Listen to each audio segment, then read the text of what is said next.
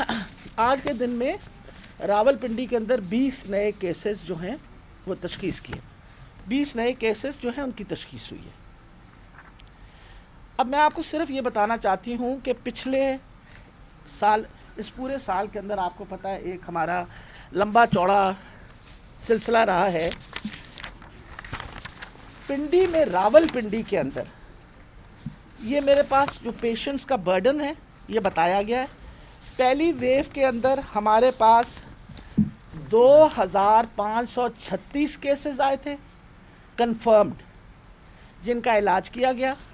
और दूसरी वेव में जो आजकल चल रही है, आज के दिन में 3206 केसेस आए और इन सब का बाकायदा इलाज हुआ। हुकूमत ने न सिर्फ इनके टेस्ट किए बल्कि हुकूमत ने इन सारों का इलाज भी किया। और अब तक हमारा ख़र्चा जो है वो तकरीबन रावलपिंडी मेडिकल यूनिवर्सिटी के साथ अटैच हॉस्पिटल्स और RIU के अंदर 26 करोड़ रुपया तकरीबन ख़र्चा हो चुका है। इसके साथ मैं आपको ये बताऊं कि BSL लैब्स, हमने ख़ास तौर पे पहले एक लैब था, प्राइमरी सेकेंडरी हेल्थ केयर के थ्रू हमने एक नया लैब क्रिएट किया BBH के अंदर, तकरीबन 5.5 करोड़ की कीमत का लागत से।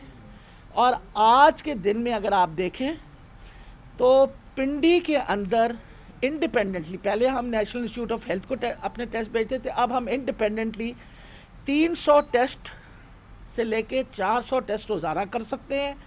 और इस दौरानिया में 1 लाख से ज़्यादा टेस्ट जो हैं वो हमारे हस्पतालों ने किए और ये फ्री ऑफ कॉस्ट है, जिसमें कॉन्टैक्ट ट्रेसिंग है, जिसके अंदर जब एक आपको मरीज़ का पता चलता है तो उसकी फैमिली की जो कॉन्टैक्ट ट्रेसिंग होती है वो भी इसमें शामिल है।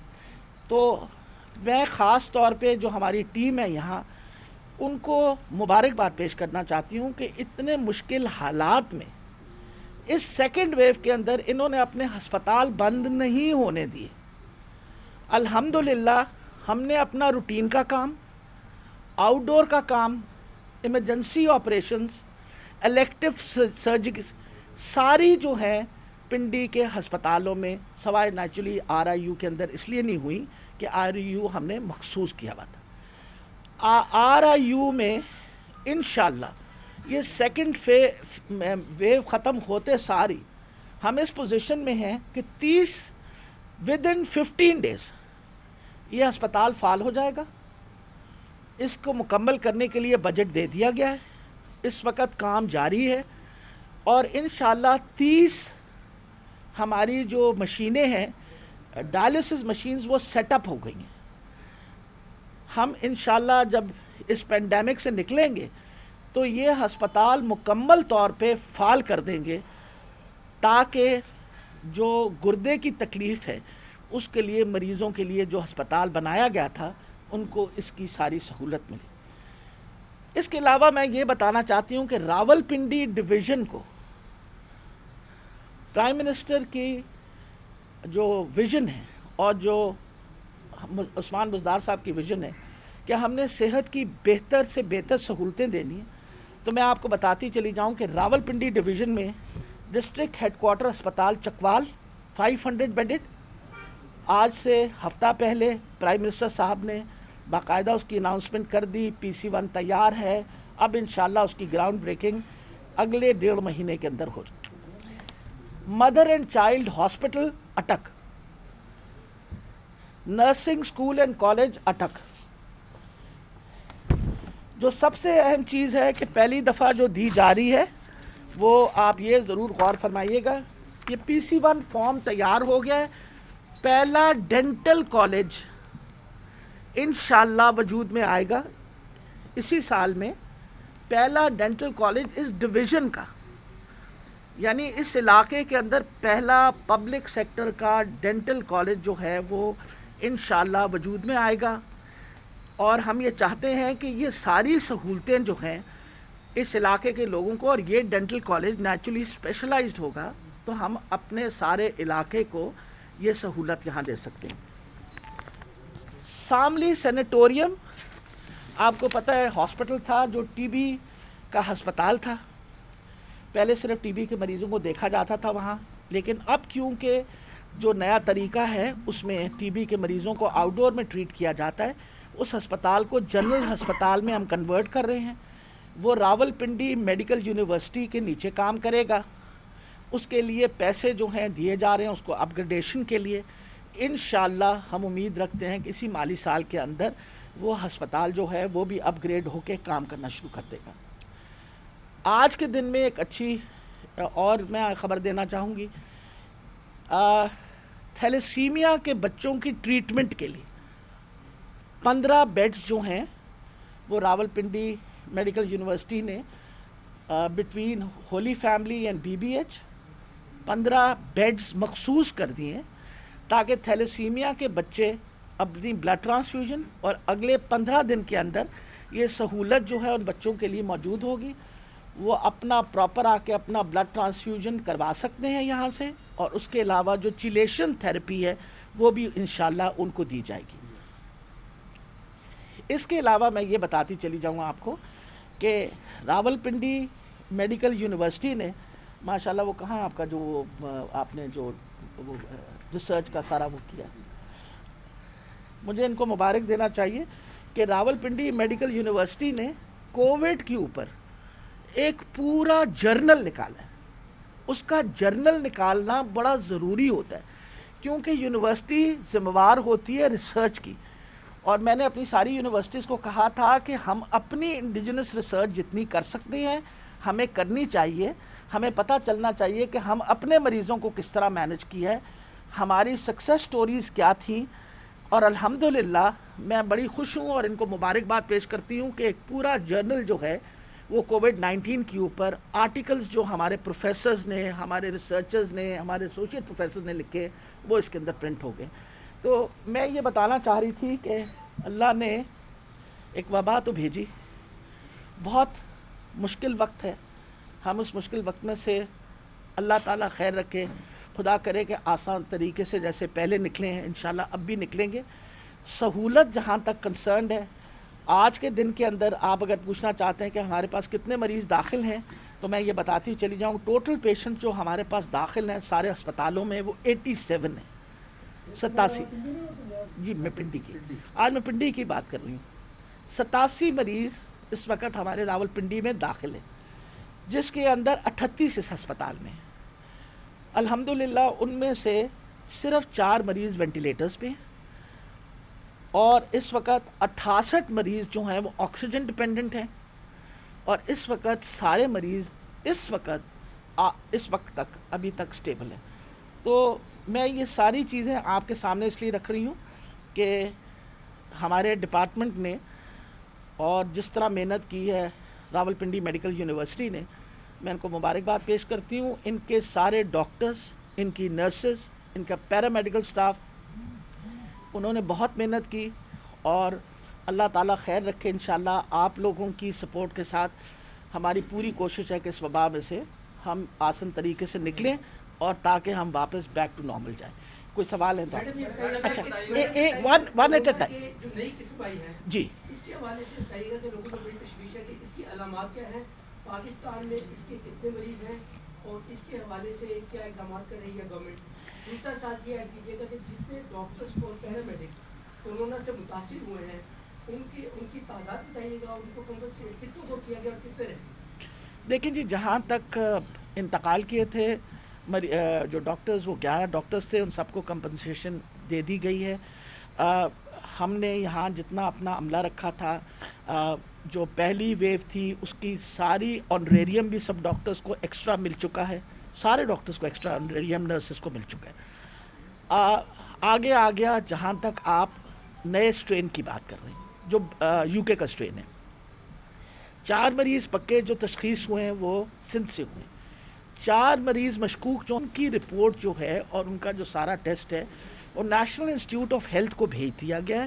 نیشنل انسٹیٹیوٹ آف ہیلتھ جو ہے وہ جین سیکوینسنگ کرے گی तकरीबन एक हफ्ते तक हमारे पास जब नताइज आएंगे हम आपके सामने रख देंगे। अब बारी बारी इनसे पूछ लें फिर मैं आपसे बात करता हूँ। सबसे पहले तो जो डॉक्टर्स हैं और मैडम मेडिकल स्टाफ है उनको हम सलूट पेश करते हैं इस पेंडेमिक में। दूसरी तरफ जो इंतजामी अमूर है उसके हवाले से मेरा सवाल ये है कि MS साहिबान आपके साथ बैठे हैं, साहिबा भी बैठी हुई है। होली फैमिली की अगर खास तौर पर बात करूँ यहाँ वहाँ पे चूहे और बिल्लियों का राज है और बड़ी इंतजामी अमूर के हवाले से खामियाँ जो हैं वो सामने नजर आ रही हैं, तो इस हवाले से क्या किया जा रहा है हॉस्पिटल की बेहतरी के लिए? जी, मेरी अभी आपके आने से पहले मीटिंग हुई, उस मीटिंग पे हमने बाकायदा हॉस्पिटल्स के सर्वे करवाए हैं और जिन चीज़ों के बारे में, सफाई के बारे में, रवैये के बारे में, दवाइयों के बारे में ऑलरेडी मैंने सारे MSS को इंस्ट्रक्शंस दे दी हैं। की परफॉर्मेंस इंडिकेटर्स इन्हीं 3 चीज़ों को सामने रखेंगे कि जी मरीज़ जब आए तो मरीज़ के साथ क्या रवैया होना चाहिए, डॉक्टर्स का 1, नर्सेस का क्या रवैया होना चाहिए, पैरामेडिकल स्टाफ का क्या। उसके ऊपर मैंने इनको कहा आपने कड़ी नज़र रखनी है क्योंकि हम इसके ऊपर बिल्कुल कोई कॉम्प्रोमाइज़ नहीं करेंगे। नंबर 2, 40 अरब रुपए हुकूमत पंजाब खर्च कर रही है दवाइयों पे। बड़ी तकलीफ़ होती है जब लोग शिकायत करते हैं कि दवाई नहीं मिल रही, तो मैंने इनसे कहा है कि अगर हमें कोई शिकायत आई कि दवाई अस्पताल से बाहर से मंगाई जा रही है तो we will take action against it. तीसरी इंपॉर्टेंट सफाई की जो आपने बात कही, आप बिल्कुल सही फरमा रहे हैं। अब देखें जो पुराने अस्पताल बने हुए हैं उनकी सफाई और एक नए अस्पताल की सफाई रखने में बड़ा फ़र्क होता है। अब ये मसले मसाइल सामने हैं, मैंने आज MS साहिबा को कह दिया है और इंशाअल्लाह अगले 15 दिनों के बाद आप ज़रूर सारे चक्कर लगा के आइएगा, ये आपकी शिकायतें हम ज़रूर दूर कर देंगे। बताइएगा कि खास करके पाकिस्तान तहरीक-ए-इंसाफ ने सेहत के मामले में बहुत ज़्यादा इस्लाहात की और अगर बात करूँ रावलपिंडी के हवाले से तो वाइस जो VC डॉक्टर उमर हुसैन की बड़ी एफर्ट, लेकिन मैडम सबसे बड़ा मसला रावलपिंडी के अवाम को ये है कि हॉस्पिटल्स में जो वहाँ पे स्टाफ है प्लस वहाँ पे जो करप्शन की कहानियाँ आमज़दा हैं और साथ जो अब आपने 2 खवातीन नई अपॉइंट की हैं MS वो जो सिफारशी बुनियादों पर, मैडम उस हवाले से मजीद जो है वो करप्शन का जो करप्शन की बातें जो है वो आमज़दा हो गई हैं। खास करके एक बताया जा रहा है कि एक तो सूबाई वजीर की जो एहलियाँ हैं, तो क्या ये मेरिट है पाकिस्तान तहरीक-ए-इंसाफ का कि जहाँ पे बदनामी का बायस बने और उस तरह की चीज़ों को तैनात? मेरे ख्याल से सबसे बड़ी ये बात है कि बेटा क्या ख़वातीन जो हैं इस काबिल नहीं है? अगर इस काबिल ना होती तो मैं यहाँ बतौर मिनिस्टर ना बैठी होती। नंबर 1, मैं भी तो एक खातून हूँ, या तो तुझे करो मेरी भी सिफारिश हुई है कोई, मेरी तो कोई सिफारिश नहीं थी। नंबर 1। नंबर 2, अल्हम्दुलिल्लाह हमने सारा काम मेरिट पे किया। डॉक्टर फरजाना को मेरिट पे इंटरव्यू के बाद रखा। ये हमारी दोनों जो इस वक्त डॉक्टर्स को लगाया गया है ये सीनियर मोस्ट हैं, उनको एक एडिशनल चार्ज दिया गया है। ये पोस्टें बाकायदा एडवर्टाइज़ होंगी, एडवर्टाइज़ करने के बाद हम जिस तरह इंटरव्यू लेते हैं सबको बुलाते हैं, उसमें इंटरव्यू होगा, जो काबिल होगा उसको रखेंगे। ये एक प्रोसीजर होता है कि जब कोई रिटायर होता है तो जो सीनियर मोस्ट होते हैं उनमें से किसी को चार्ज दिया जाता है, चार्ज देने के बाद हम एडवर्टाइज़ करते हैं, एडवर्टाइज़ करने के बाद हम काबिलियत पे रखते हैं। आज तक मुझे किसी ने मेरिट पे कभी कुछ नहीं कहा, ना मैं किसी की सिफारिश सुनती हूँ ना मैं सुनने को तैयार हूँ। जी बेटा एक सेकंड इनसे बात कर बेटा, मैं इस एक पहले सुन, क्या वो सीनियर आदमी नहीं थे जो वो कायम मुकाम MS बनाए जाते होली फैमिली के? क्या एक सूबाई वजीर की बेगम को ही बनाना लाजिम था? कौन सा मेरिट है मैडम? ये मेरा ख्याल, आप यही सवाल करिए कि अगर यही मेरिट है तो फिर तहरीक-ए-इंसाफ का सेहत के मेरा ख्याल है कि 32,000 लोग हमने एम्प्लॉय किए हैं, 32,000 लोग, जिसमें प्रोफेसर, एसोसिएट प्रोफेसर, मेडिकल अफसर। सबसे बड़ी ये बात है कि पैरामेडिकल स्टाफ, आज तक किसी ने कोर्ट में नहीं गया कि खुदा न खास्ता हमने कोई मेरिट को पामाल किया हो। अल्हम्दुलिल्लाह किसी ने कोई शोर नहीं मचाया। पब्लिक सर्विस कमीशन के थ्रू जब लोग सेलेक्ट होते हैं, सिलेक्शन के बाद हम बाकायदा वेबसाइट पे उनके नाम डाल देते हैं। नंबर 1 को पहली चॉइस मिलती है, नंबर 2 को सेकंड चॉइस मिलती है। मैं आपको दोबारा ये बात बता रही हूँ कि इस वक्त जिनका सबसे ज़्यादा इस वक्त सर्विस टेन्योर था उनको हमने दे दिया है, और जिस तरह मैंने आपको कहा है कि जब हमारा इंटरव्यूज़ होंगे उसके मुताबिक हम अकॉर्डिंग टू मेरिट डिसाइड करेंगे। जी मैडम ये बता दें कि कोरोना का जो सेकंड वेरिएंट आया हुआ है, जी जो सेकंड वेव आई है जी जी रिसेंटली UK में भी, USA में, जी, इस हवाले से जो बैनुल अक़वामी परवाज़ें हैं क्या उसके लिए आप हुकूमत से बात करेंगे पीएम से कि उनको रोका जाए, क्योंकि यूके में तो वो बहुत ज़्यादा बूस्ट अप हो चुकी है? जी बिल्कुल, दूसरा मसला ये सुनिएगा, बताइए। यहाँ पे अक्सर शिकायत जिस तरह ये कह रहे हैं कि एमटीआई एक्ट का बताइए, एमटीआई एक्ट कब लागू हो रहा है? अच्छा, मैं आपको बताऊं बेटा कि एमटीआई एक्ट, एक तो दो बातें बड़ी क्लियर करनी है। मेडिकल टीचिंग इंस्टीट्यूशन एक्ट के बारे में बहुत ज़्यादा गलत फहमियाँ फैलाई गई। मैं क्लियर कर दूं, उसमें कोई प्राइवेटाइजेशन का कोई चक्कर नहीं है। हम बजट हुकूमत देगी, एमटीआई एक्ट जहां लागू होगा जितना उनका बजट उनको दे दिया जाएगा, उनको एडमिनिस्ट्रेटिव और फाइनेंशियल ऑटोनॉमी दी जाएगी। वरना अमूमन ये होता है, अब जैसे आज के अस्पताल की मैं बात करूँ, इन्होंने अगर अपना ऑक्सीजन टैंक भी ठीक करवाना है और उसका खर्चा जो है वो कुछ लाखों में आ गया, ये वापस जाएंगे वहाँ हेल्थ डिपार्टमेंट को कहेंगे जी मेहरबानी करके इजाज़त दें। अगले 1.5 महीने इसी चक्कर में आना जाना लगा रहेगा। हम इनको पैसे देने लगे, पैसे देने के बाद हमने इनको कहा है कि हम 1 साल के बाद हम आपसे ये एक्सपेक्ट कर रहे हैं। की परफॉर्मेंस इंडिकेटर्स की एक लिस्ट है कि हम चाहते हैं मरीज़ों का इलाज हो, मरीज़ों को दवाइयाँ मिलें, ऑपरेशन हो, कितने होंगे हम पूछेंगे आपसे, साहब कितने मरीज़ देखे गए हैं, हम उसका हिसाब लेंगे आपसे। हम आपकी बाकायदा हर साल के बाद ऑडिट के मुताबिक आपको बाकायदा देखा जाएगा, और the audit is going to be done by the government. तो किसी तरीके से हुकूमत जो, एक सेकंड, अब इम्प्लीमेंटेशन का जहाँ तक ताल्लुक है, एमटीआई एक्ट पास हो गया है असेंबली से। हमने इनिशियली उसको पायलट कर रहे हैं 2 इंस्टीट्यूशंस में। एक हम कर रहे हैं सियालकोट मेडिकल कॉलेज के अंदर। सियालकोट मेडिकल कॉलेज का बोर्ड इंशाल्लाह कल परसों तक नोटिफाई हो जाएगा। नोटिफाई होने के बाद बोर्ड की मीटिंग होगी, बोर्ड को हम अपना की परफॉर्मेंस इंडिकेटर्स दे देंगे और हम अपनी पॉलिसी बता देंगे कि ये पॉलिसी है और ये आपका बजट है, ये आप बजट ले लीजिए, इसके मुताबिक हम आपसे ये चाहते हैं। Number 1। Number 2, king Edward medical university में इम्प्लीमेंट हो रहा है। किंग एडवर्ड मेडिकल यूनिवर्सिटी का क्योंकि कॉलेज नहीं था, एक ऑर्डिनेंस जो एक हमने समरी मूव की है कि लॉ में अमेंडमेंट ला के किंग एडवर्ड मेडिकल कॉलेज जो तकरीबन 150 साल पुराना मेडिकल कॉलेज है उसको दोबारा वजूद में लाए। जिस तरह आपको पता है रावलपिंडी मेडिकल कॉलेज जो है वो कॉन्स्टिट्यूएंट मेडिकल कॉलेज है इसका, रावलपिंडी मेडिकल यूनिवर्सिटी का। इसी तरह हमारी हुकूमत के आने के बाद निश्तर को और फैसलाबाद पंजाब मेडिकल कॉलेज को हमने मखसूस किया। इसी तरीके से ये सारे तो 2 हॉस्पिटल्स में हम इम्प्लीमेंट करने के बाद 1 साल के बाद उसका परफॉर्मेंस एवेलुएट करेंगे कि ये एक नई तर्ज तरीका लाया है, इसमें अगर कोई ट्वीकिंग करने की ज़रूरत है, कोई बेहतरी करने की ज़रूरत है, तो हम एक दफ़ा सारी बेहतरियाँ ला के उसकी एनालिसिस करके इंशाल्लाह बाकी इंस्टीट्यूशन। जी ये मैं आज मेरी मुलाकात है अपना फैसल सुल्तान साहब से भी। इंशाल्लाह जब मैं मिलूँगी तो मैं ज़रूर बता दूँगी। हम लोगों ने अपनी ऑलरेडी इस पे रिकमेंडेशंस जो हैं वो दे देंगे। इंटरनेशनल परवाज़ों का सबसे बड़ा मसला ये बन जाता है कि हमारे ही लोग जो हैं जो गए हुए हैं बाहर, वो किसी और फॉरेन कंट्री में बेचारे फंस जाएं, तो बहुत दफ़ा ये होता है कि उनके पास पैसे भी नहीं रहते और मसले बन जाते हैं, and we have to evacuate them. That is the problem. Last question जी। अच्छा मैडम, आपकी काबिलियत में कोई शक नहीं है हमें, आपने बड़ी सी खिदमत अंजाम दी है सेहत की शोबे में। ये बता दीजिएगा मैडम, एक तो RIU में मैं आपसे ये सवाल भी नहीं पूछूंगा, मैंने पूछा आपसे कि RIU में यहाँ पर ऑक्सीजन खत्म हुई, मरीज मरे, और ये रिपोर्ट इंस्पेक्टर ब्रांच की रिपोर्ट भी है, इदारों की भी रिपोर्ट है, मैं आपसे नहीं पूछा। लेकिन जब नवाज शरीफ बीमार हुए, आज आपके तमाम लीडरान वो प्रेस कॉन्फ्रेंस में अक्सर कह रहे थे कि नवाज शरीफ बाहर चला गया, उनको बाहर भेजने में मैडम आपका बहुत बड़ा किरदार है। आप रोज प्रेस कॉन्फ्रेंस करती थी, आपकी अपनी तो बेटा मैंने उस किरदार से अच्छा, मैं मसला ये है कि मैं जवाब इसका ज़रूर, 1 मिनट। नवाज शरीफ को आपका हर वजीर कहता है कि नवाज शरीफ को पाकिस्तान वापस लाना है। अगर उनको पाकिस्तान आप वापस ले आते हैं तो क्या वो जो उनको बीमारियां थी जो जिनका इलाज आप कहते थे पाकिस्तान में नहीं है, अब वो बीमारियों का इलाज पाकिस्तान में आ गया? 2 बातें मैं क्लियर करती चलें ना, तो मैं अपनी बात और जो मैं हमेशा कहती हूँ उससे मैं फिरती कभी भी नहीं हूँ।